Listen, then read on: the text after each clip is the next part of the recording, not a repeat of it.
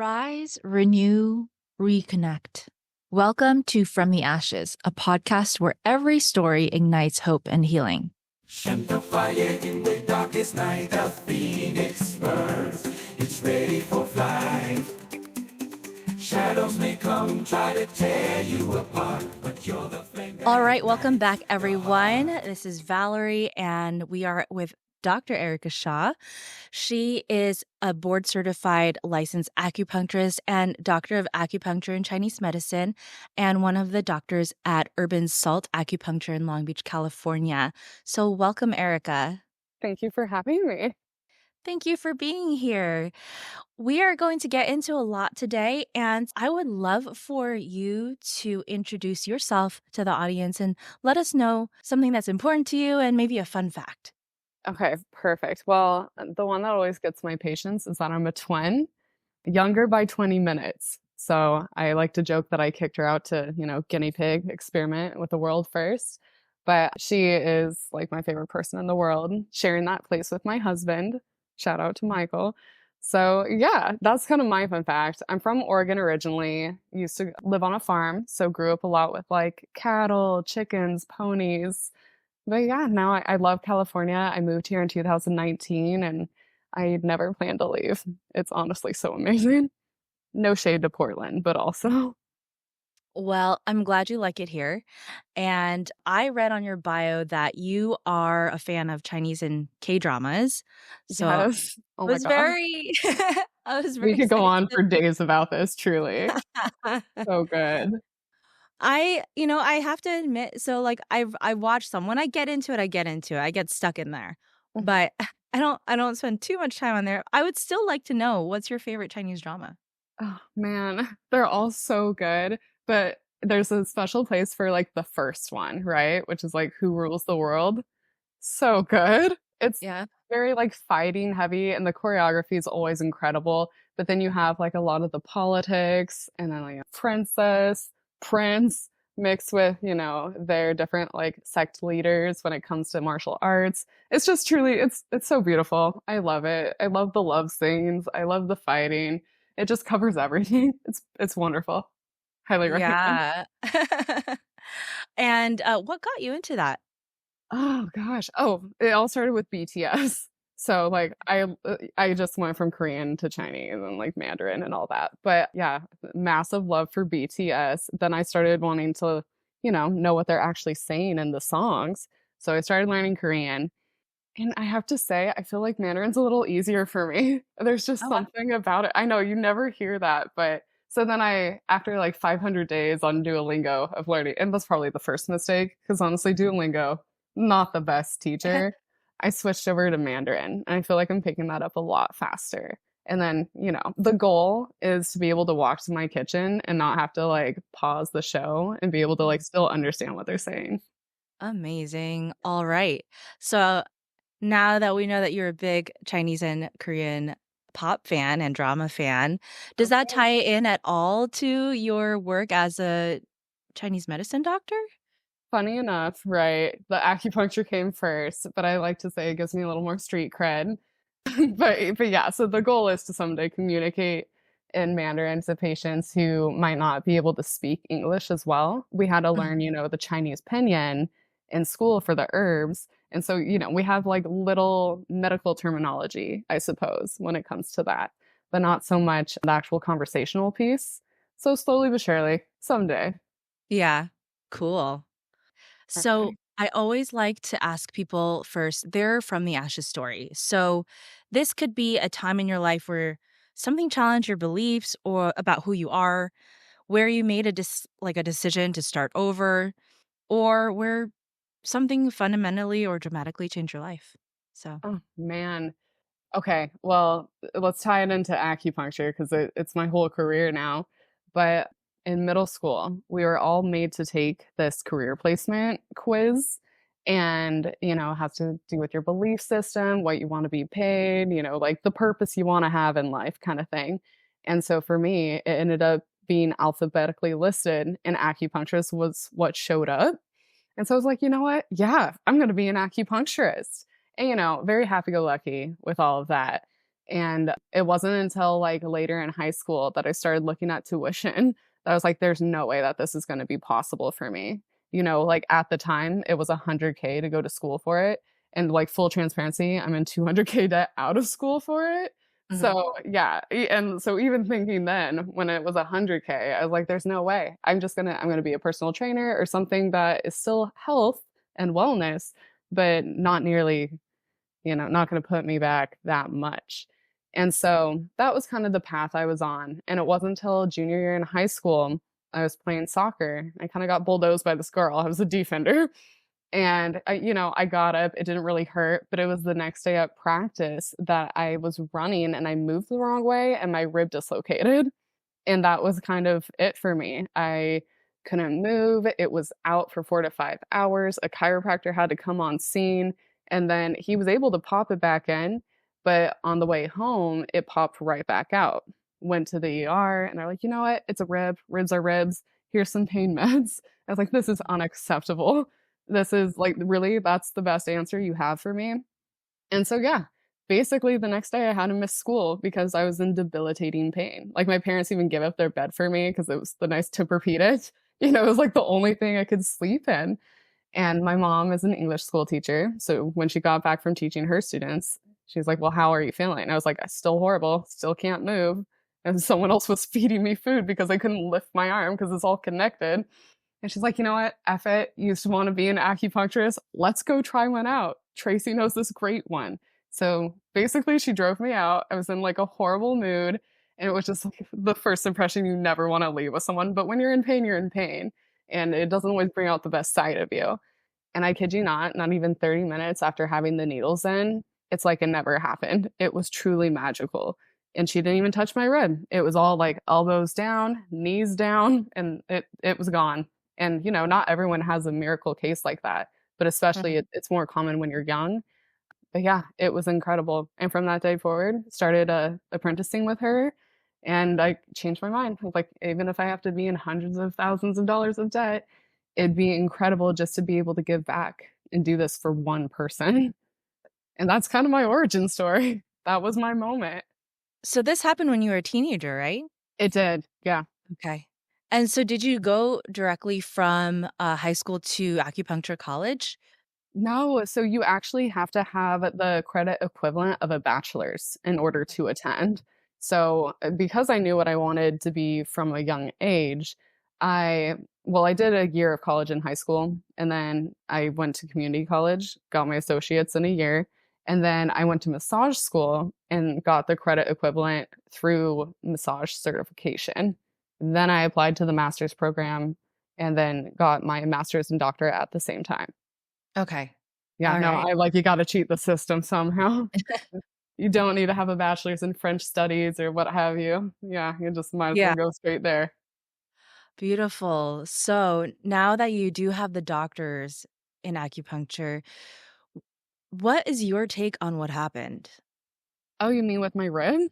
Yep. Okay, yeah, I mean, a lot of times and orthopedics is my specialty, ironically, now that we're here. So, what I think happened was the muscles got really tight in order to kind of surround that area when I hit the impact on the ground. And so, when the muscles get super tight, they can pull ribs or, your vertebra out of place. That's why a lot of people have to go to chiropractors. And that's why I always recommend chiropractors who do muscle work because the adjustment isn't really going to stay if you don't do the muscle work. If they're coming out of place because the muscles are tight, then it's not gonna do anything just to, like, put it back into place only for the muscles to pull it back out. So, basically, muscles went into spasm in that part of my back, ripped my rib out of the facet joint, and then because it was out for so long, the cartilage was damaged from the expanding of my rib cage every time I breathed, so it wasn't gonna, like, just stay there and go back into place without slipping right back out. So, yeah, basically a lot of, like, muscle tightness mixed with needing to just give it time and probably bind my ribs, which Mhm. looking back, I wish I would have done that instead of just not have anything wrapped around them. Yeah. And I want to know how your perception of yourself has changed from that experience. Mm. Well, it's nice finally having the tools. That's the first thing. And honestly, the biggest thing I learned from it was not to really judge my patients when they come in like a piss poor mood because I even did that with my own dad. He suffered from like a ton of back pain. And I remember just thinking like, look, there's no reason for you to take this out on the family. You have a bad back. You're going to have to just deal with that. And then after that experience, I was like, oh no, pain really does change someone. So I never try to like judge my patients when they come in with a poor attitude, especially when they're skeptical about acupuncture working. Like Mm, this is truly their like last ditch effort and they're here just trying it because like for them, they probably think it's very woo woo. And they're like, you know what? I've tried everything. It's time to try this. Of course, they're going to be in a bad attitude and a bad mood. And so I mhm. just try to kind of just take it for what it is and like make them feel better when they leave. So, how long have you been in practice so far? Only a year. Okay, so you're pretty new to it. Mhm. Have you had any really, like, eye-opening experiences with patient? I mean, like constantly, it's hard to like think of just one. One of the biggest ones was like polymyalgia rheumatica. That's a bit like autoimmune and kind of presents as, fibromyalgia, but it has a lot added, I suppose. Like it attacks the shoulders a lot and the joints, which, it's kind of they're all very similar when you have a flare. But that was the case that I really like learned to lean into herbs a bit more. I'm very much like prone to just really relying on my needling and loving the acupuncture and motor point side of things.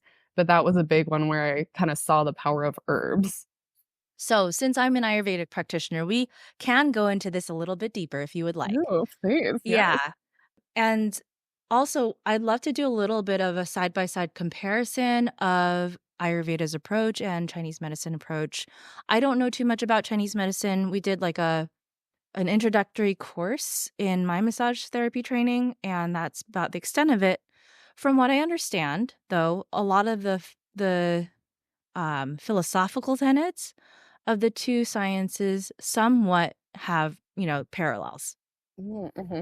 And a lot of the approaches too are multifaceted, right? So in the United States, acupuncture is kind of the main modality that's practiced in TCM, as far as I know, Hmm. with herbs and everything else being secondary, right? Hmm.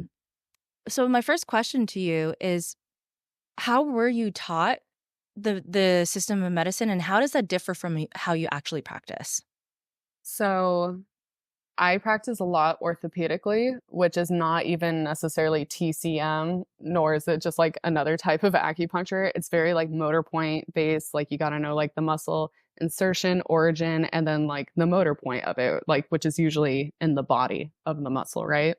So I was taught with TCM, and this is true for a lot of things, like especially when I don't do ortho stuff, but everything, right? So, like, let's say headaches, for instance. So, in Chinese medicine, we don't really treat that diagnosis, we treat the pattern.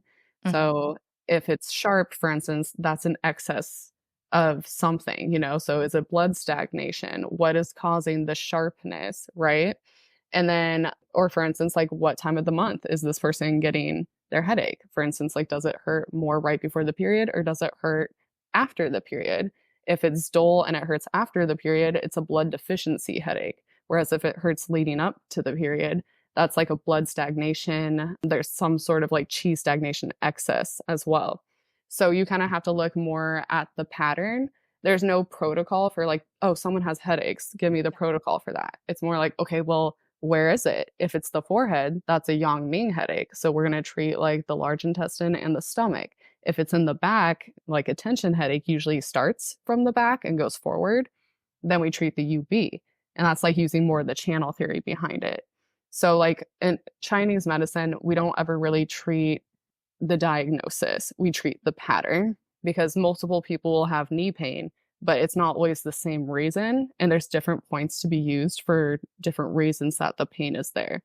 And then, so for orthopedics, sometimes there's, with the knee pain, I can treat with what we were just talking about. Like, okay, if it's B syndrome, I need to get rid of the dampness a lot of times or the coldness that is trapped in the joint.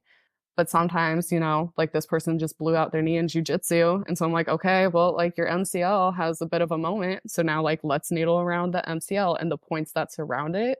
And that might not always be super pattern based. That's more Right. orthopedic. But I still like to use certain points, for instance, like chi clef points. Those are great for pain along the channel. So I might do my typical like knee protocol, which I know is ironic because I was like, you shouldn't have protocols. But when it's ortho, it's a little bit different.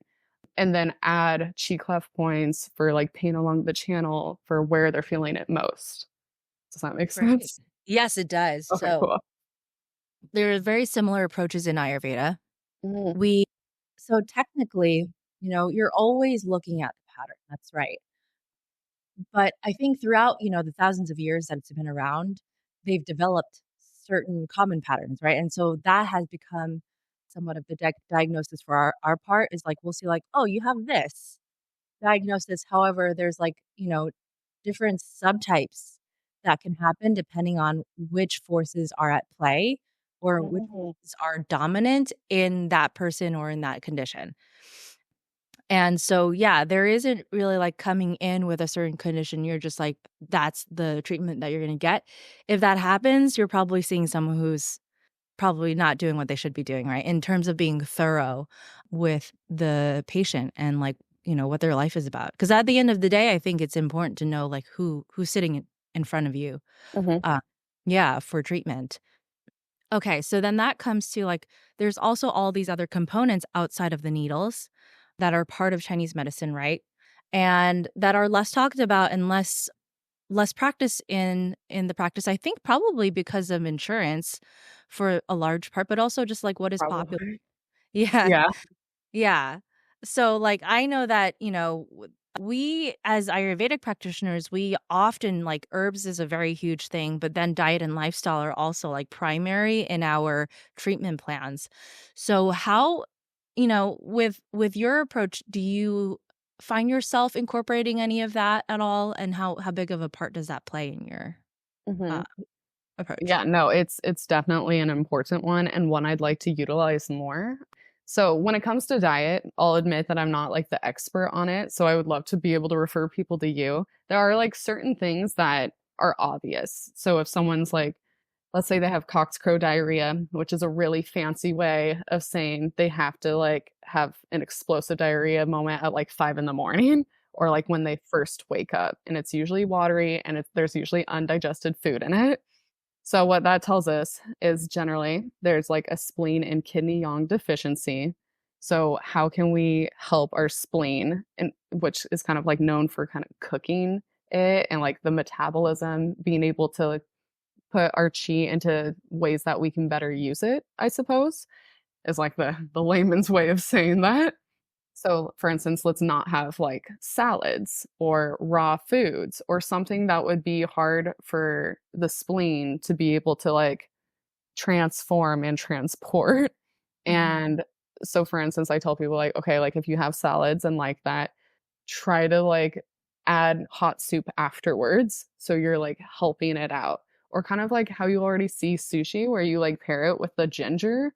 That's Hmm. a very smart way to deal with it. Because if you're just only having like raw, cold foods, that's going to keep the food being undigested because your spleen and is being taxed and you don't have enough spleen chi to really help it out. So that's kind of like an example of like just easy dietary changes. Or for instance, if someone has like stomach fire and they have like really bad breath and they have heartburn, and we're like, okay, it's you got to stop the greasy food or the hot food, like the buffalo wings need to cease. So kind of like very generic, almost like common sense kind of things I can help with. But when it comes to like, an actual solid dietary plan, I would 100% defer to you and someone who like has a certification and something like that, because that's not my expertise. Hmm.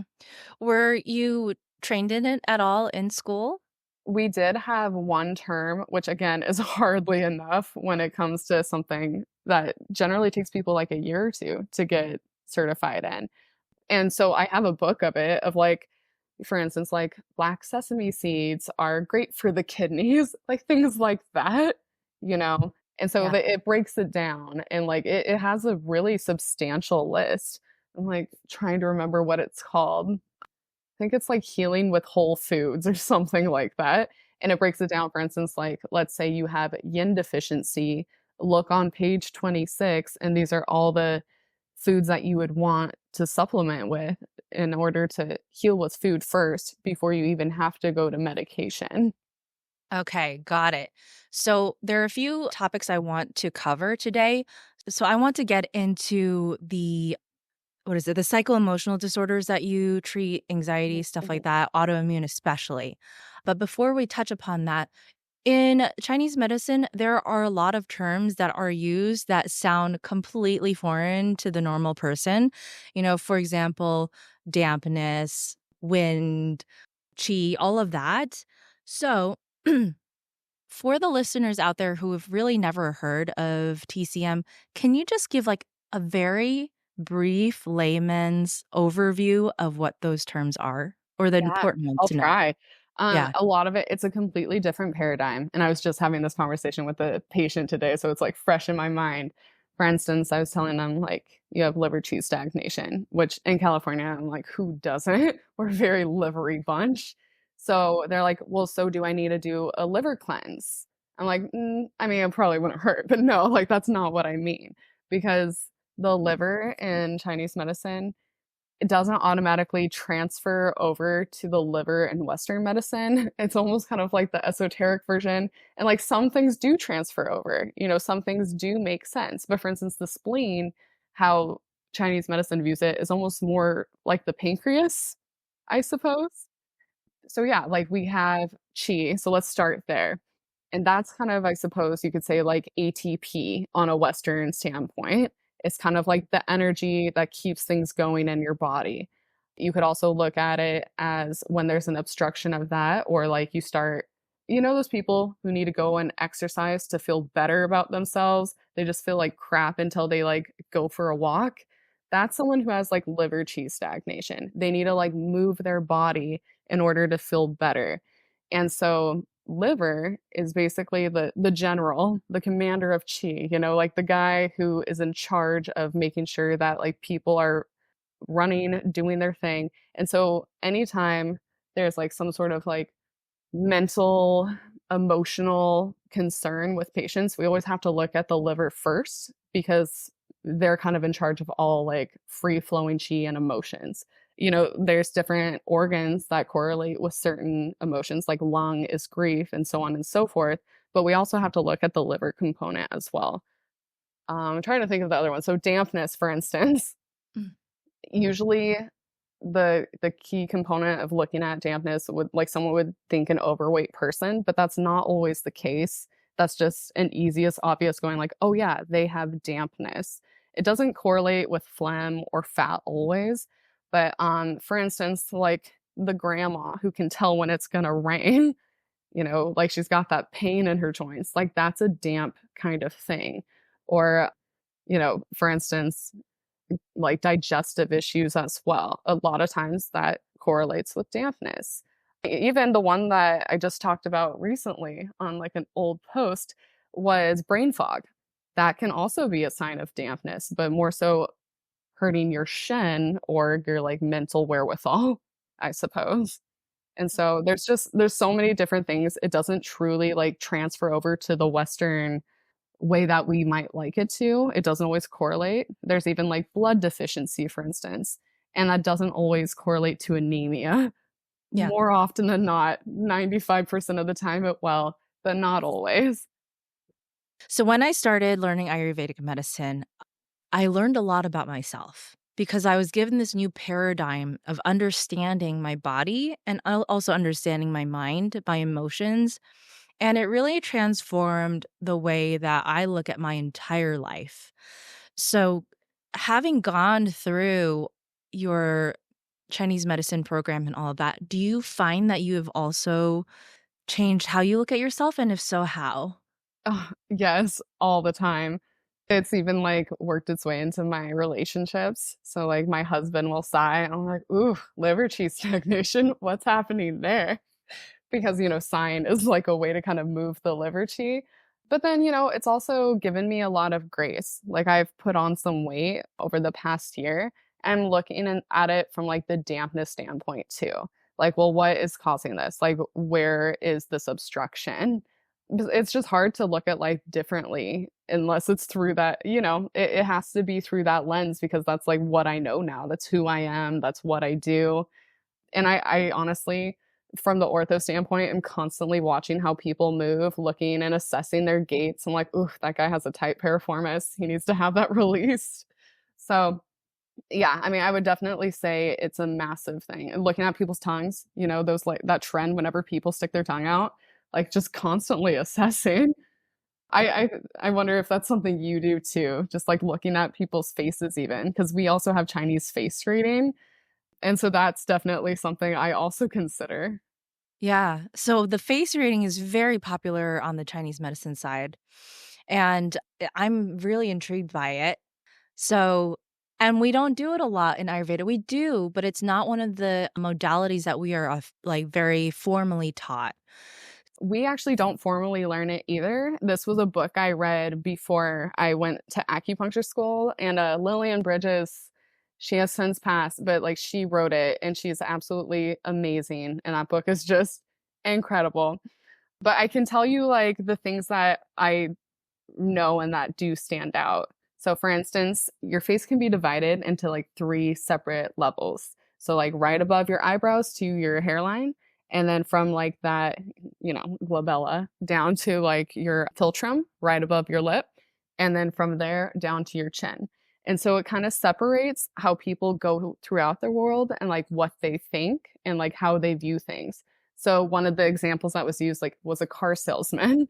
So if you see someone who has like more of the, like, let's say a 5 head, if you will, which no judgment, I'm definitely that person. They're more prone to like wisdom, whereas the eyes, more practicality, and then the mouth is more feeling. So you would approach these people differently if you're trying to sell them something. It was funny, she would mention that she has a brother who's in business and he utilizes face reading in order to like close deals.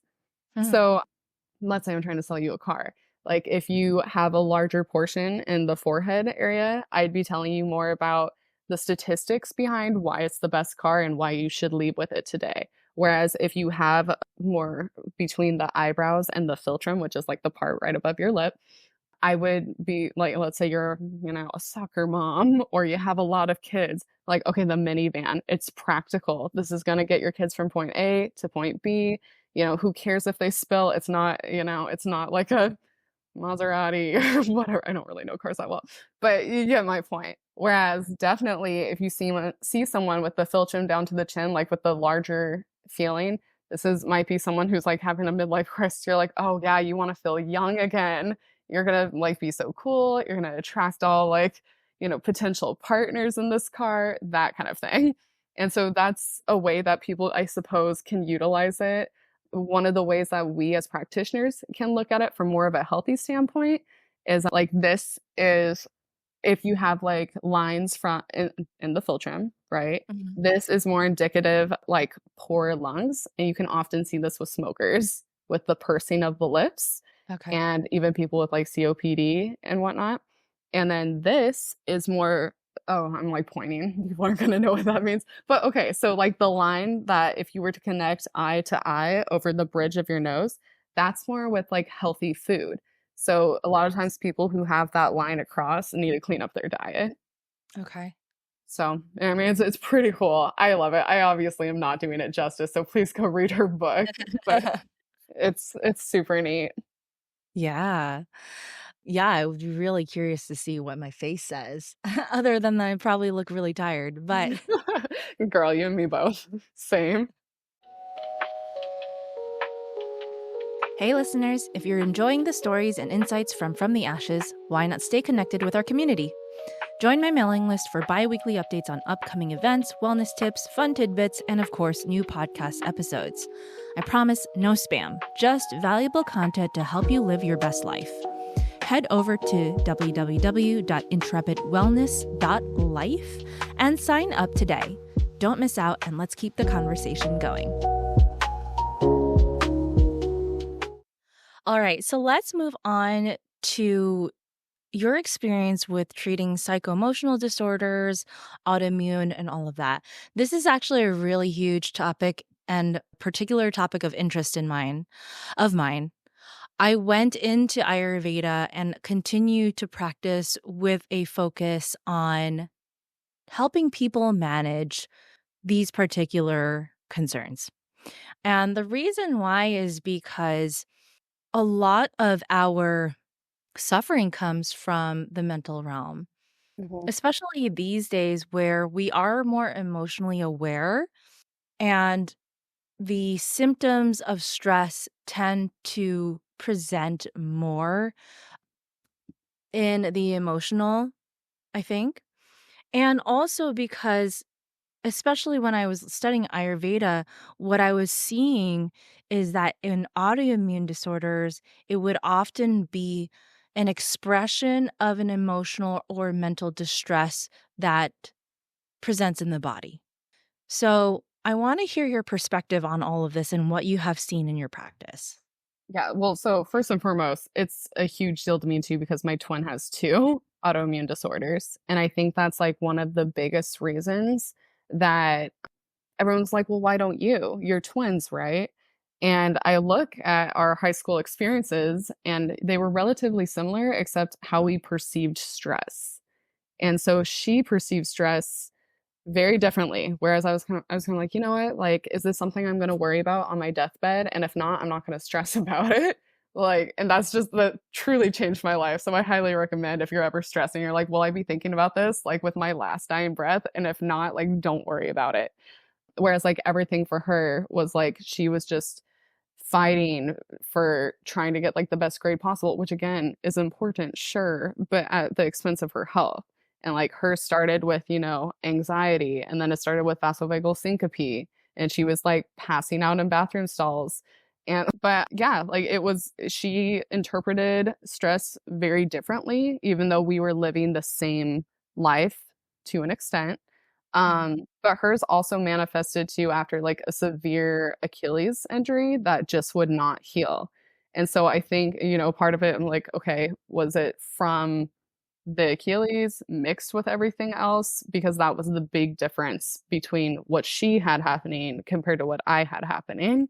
So, but it's interesting because my acupuncturist that I first started with, she said that like she pushed herself at or burnt the candle at both ends, I suppose, to the point Mhm. where like she developed blood cancer.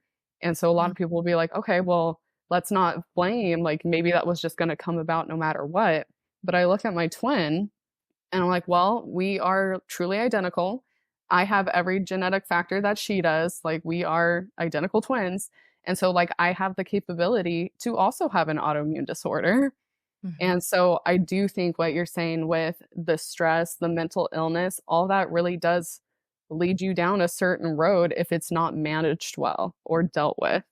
And so, yeah, like we don't do enough in this culture in this country to like take care of the mental illness issue. And yeah, I can't speak enough about that. Acupuncture is incredible for it.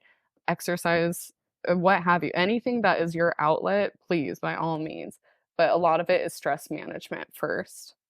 Yeah, it definitely is. And it's just, I think it is a hard thing for people to really grasp. So I'm going to first give a very brief explanation from an Ayurvedic standpoint of how we look at autoimmune. And then I want, after that, for you to kind of fill in the gap and tell me what you see or what you hear, rather, when I talk about this and see if there's anything in Chinese medicine that may also cover this topic, because these are ancient medicines, right? And so they might not have the exact language for what people are going through right now, especially with autoimmune. There was no word for autoimmune in Sanskrit, but there were certain things that we could see in terms of patterns, because Ayurveda is really great at dealing with chronic issues, and autoimmune issues are chronic issues. So the way that Ayurveda sees things is that there's always going to be a digestive component. And that is often early stage, right? Because And now we know that gut health is very directly linked to mental health and emotional health and the nervous system, right? So the nervous system, the gut, and just the way that we process food, they're all connected. When we have a lot of stress, we're just instantly impacting our gut. And it's going to create some kind of digestive distress, in the form of whether that be gas or acidity or slow digestion, slow metabolism, et cetera, depending on the energy that is dominant. And from there, if that stress is not addressed, then it goes on to overflow into the rest of the body and cause more systemic issues. And then from there, if it's not addressed and the person hasn't realized that something is going on, then it starts to lodge itself, those excess energies and diseased energies start to lodge themselves into weaker parts of the body or parts of the body where that energy has affinity. And then eventually, then it becomes a full-blown disease. That's one component. The other is that there is this notion of toxicity in the body. And toxicity is caused when food is digested poorly and creates like quote unquote metabolic waste, toxins that are continue to be lodged in the system. That can create a lot of dysfunction in the way that the body is running. And it can lodge that, what we call ama or toxins, lodges itself in the body to cause inflammation, etc. Then the final component of all of this is the notion of resilience and immunity and the ability for the body to also recognize itself as friend, not foe. And when we have a lot of resilience, when we have something called ojas, which is kind of like our vital essence. It's a little different from chi. It's more of like the kind of like the golden ooze like that we see in our body that keeps us strong. That can be very depleted by, burning the candle at both ends or emotional distress, anything that can compromise your immunity, compromise your ability to cope. So when that resilience wanes, then the body starts not to see itself as friend anymore. Especially if you're depleted and then you also have toxins like circulating your system, then of course it's like the body's thinking, oh no, we got to fight whatever's there. So it starts to fight itself. There's a lot more that can go into this, but that's kind of like the brief overview of how I have seen autoimmune from a very broad Ayurvedic standpoint. So I just want to hear your thoughts on that from the TCM perspective. Well, first of all, fascinating. Love to hear it. It sounds like Ayurvedic is very similar to kind of like the earth school of, Chinese medicine, which isn't necessarily like the traditional sense. There's like different ways to practice all over the world.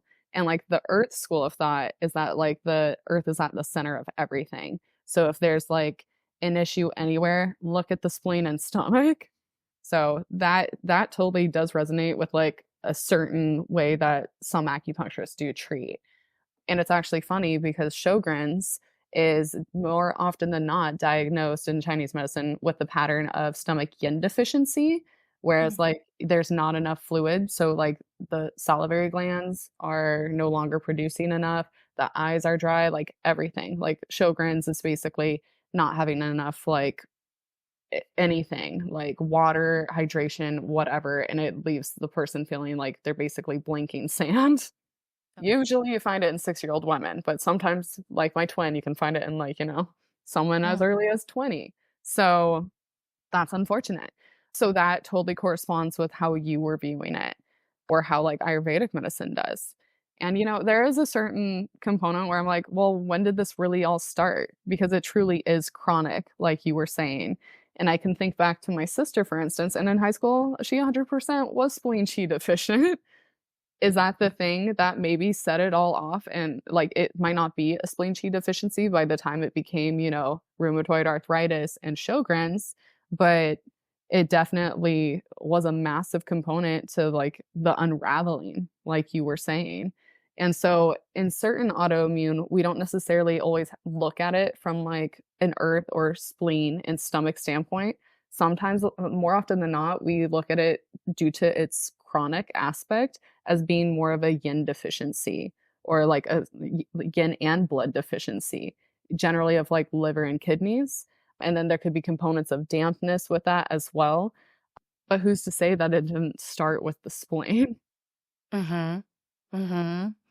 Yeah, and how based on what you have seen so far in your clinic, how does the mental component relate to the physical component of health? Oh man, it's so hard to say because like it really does affect everyone differently based on their perspective and outlook of it. Some Mm, people view this as like a life sentence that like their life will never be the same again, which they're not necessarily wrong, but that outlook is not going to help them heal either. And then some people look at it as like, "Oh, yeah, I'm only a 4 out of 10 today. Like, I'm kicking ass." And so, like, the perspective shift, it's hard when you're in perpetual pain or your energy levels are tanked to where they used to be. But I do see that, like, the mental aspect, I can't even give you a straight answer because it truly is dependent on the patient and how they're, like, taking the L's. You know, some people just really struggle with it, and other people are more glass half full or glass half full. I'm not even sure what I said. I think I said something else. But yeah, so the outlook is massive. A lot of times these with something that is autoimmune it goes into remission, but it can always come back. And so we generally tell our patients, you know, like we can probably get you down to a monthly maintenance, but this is something that like you will have to continue to get treatment for. And a lot of people don't love that answer, but then the people who have had it for like over 5 years are generally more understanding. They're like, "Oh yeah, as long as like I can go to work and as long as I can take my kids to soccer practice and be able to do that and live a life, even if I'm not at 100%, I'll do whatever it takes." So there has to be like some sort of acceptance that's been reached, I think, for people to be able to get the most out of their healing. When people are still like fighting it or have kind of succumbed to it, that's where I see like the biggest issue and the biggest like block to their healing. yeah. Do you ever have people come in who you feel like have already given up? And if Yes. so, how do you what do you tell them? And have you ever seen anyone turn around? Um, I have to say I haven't necessarily had this in my own patients yet, but when I was interning with the acupuncturist that I started apprenticing with in high school, there was someone who had very much like built it into her identity. And oh man, I don't even know how to say it right because it's so complex. But there was a certain part of her that liked the attention of the woe is me.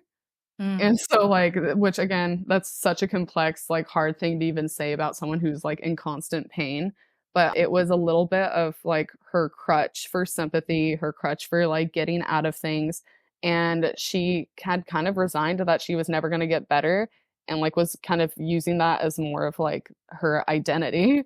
Like, she had become whatever yeah. it was that she had. I can't say that I saw her recover from that. A lot of that, I think, with acupuncture and many things, I think therapy, like, is so important to go along with it, especially when something is chronic.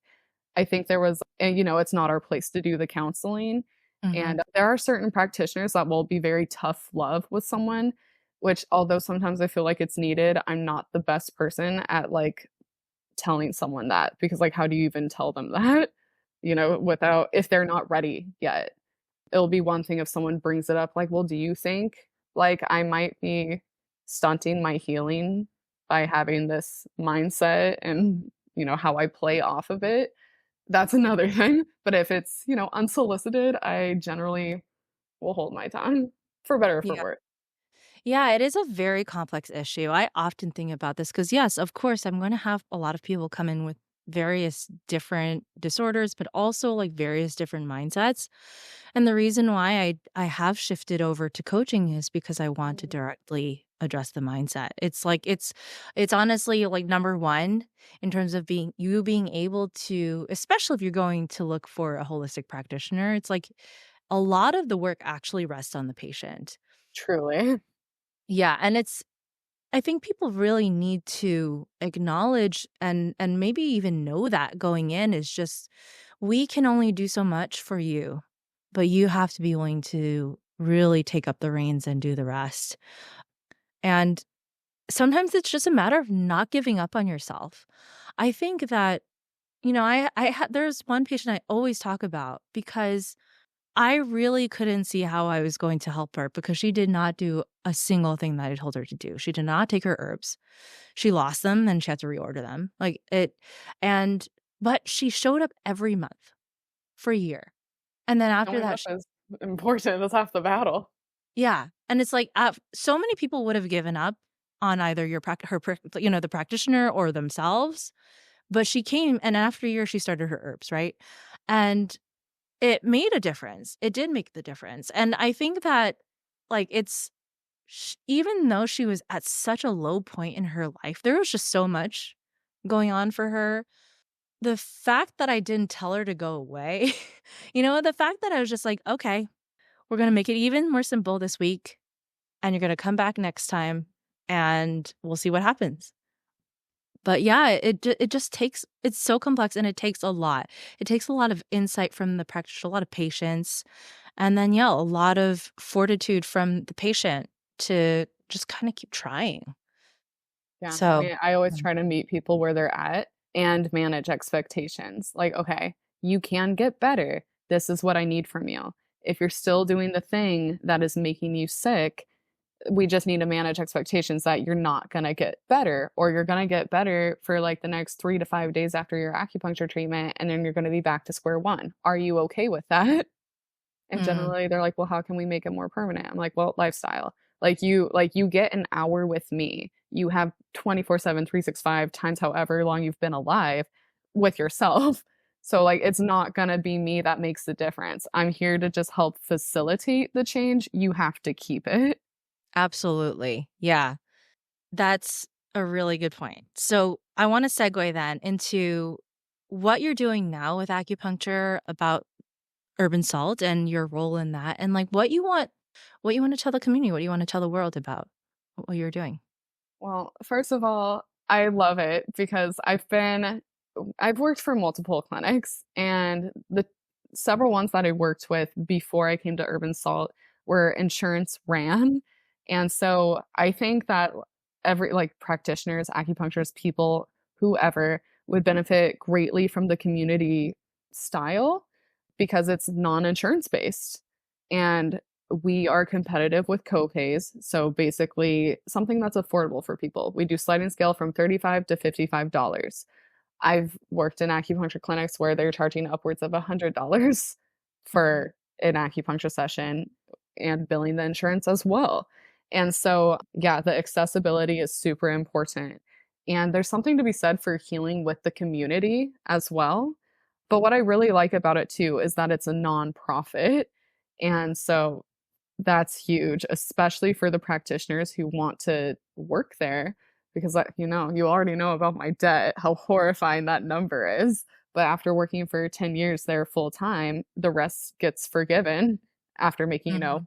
minimum monthly payments. So like it's nice to see it because Dr. Candice Lopez, the founder of Urban Salt, has basically given hope to so many of her juniors because there's just like no way. Like I used to cry myself to sleep Oh, about my student loans, and there's no need for that. Like just to become a doctor in the medicine that is like so healing, a lot of people's last resorts, you shouldn't have to go up to debt in your eyeballs in order to like heal other people. So I love working there because it's not only benefiting me, it's benefiting the community, and it's just one in a million. And I hope to see more models follow it.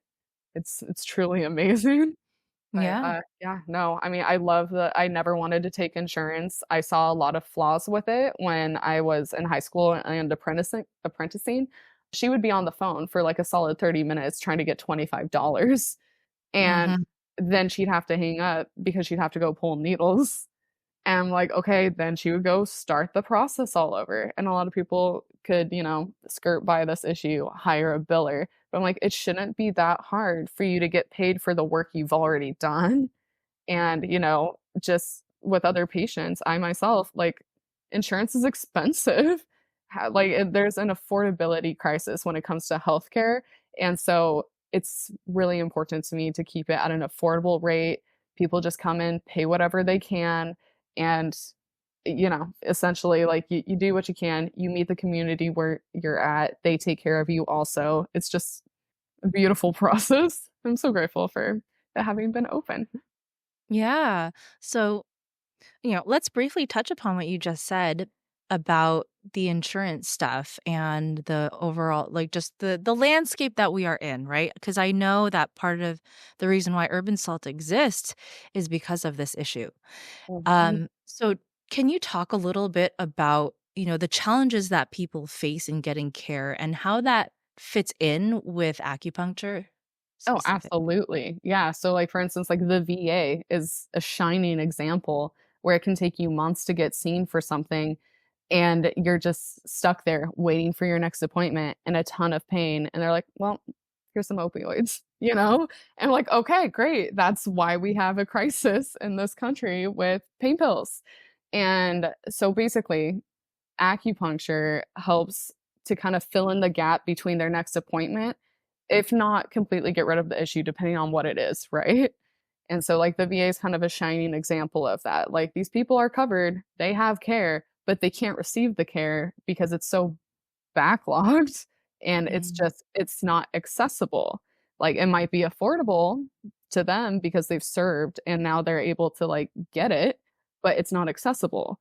And so we have accessibility and affordability with quality care.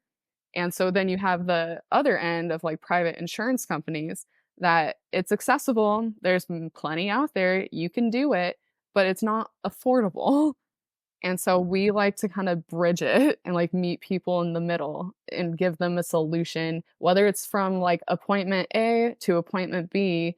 Or, for instance, like, I have a patient who's, like, getting hip surgery, and this is like, she can't take medication leading up 10 days into her surgery. So, like, this is her only, like, pain killing option. And, it's a bit of a band-aid because we're not gonna fix her hip, like, it does need to be replaced, but, like, mhm. it is essentially point A to point B, and we're just the in between to help her get there. Yeah. Yeah, there's a lot of issue with that.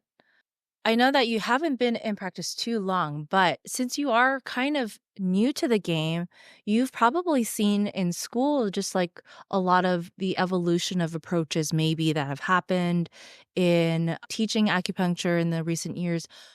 From your perspective, what direction do you see and what role do you see acupuncture and Chinese medicine having in the United States in the coming future?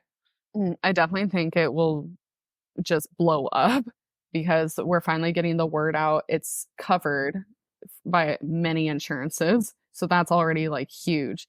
The only issue is a lot of acupuncturists are not wanting to take insurance for undeniable reasons that we don't get paid very well for all the work that we do. So that's probably gonna be, like, the biggest hurdle, but it is definitely becoming something that more and more people use. Like, my grandpa even knows about it, not just because I'm his granddaughter and an acupuncture, but he's like, "Oh, yeah, so and so from church said that they got this," or they're like, "Oh my gosh, you know what? One of my good friends was able to have kids because it helped with fertility."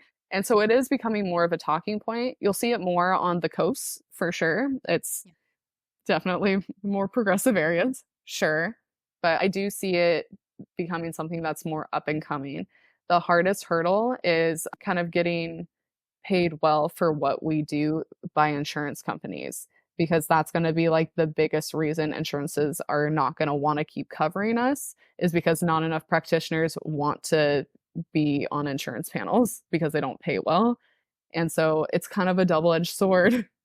being with the insurance groups because like you're gonna help it kind of grow with the masses that way. But then there's also a point of like, well, you got to be able to pay your bills too. Yeah, So yeah, that's kind of the biggest issue there. for sure. This is our last question. What would you tell someone who is considering acupuncture but is maybe afraid of doing it or doesn't know too much about it and is hesitant to try it? My biggest thing is like there is truly nothing to lose. Like, why not just see what happens? Like it's an hour of your life, $35 to $55 if you come to Urban Salt, or if they're you might be covered. A lot of times, like on insurance, they'll cover 1 to 2 a year. So we'll use it up. So like there truly is nothing to lose. And if you have reservations or are afraid of needles, then you work with your practitioner and talk about that and they'll go at your pace. We're all about consent. We don't want to put you in a position where you feel like you are doing this against your will or there's always ways around things. They're like, oh, well, I'm afraid to get it in my hands and my feet. I'm like, okay, there's bigger portions of your body that we can do that will still get like a pretty similar effect. So or we could even do acupressure, just, go in to learn about it, see if it's for you. And like truly, like, what's the worst that could happen? You might get a bruise, right? And let's say you end up not wanting to get needled because you can't overcome that fear, then that's okay. Do acupressure. There are always like alternatives in acupuncture or the practice of TCM. And that's what I love about it. Like we even have a little like push pen thing that sends Mhm. out like electricity. And so like you can use those on acupoints. We can send you home with ear seeds.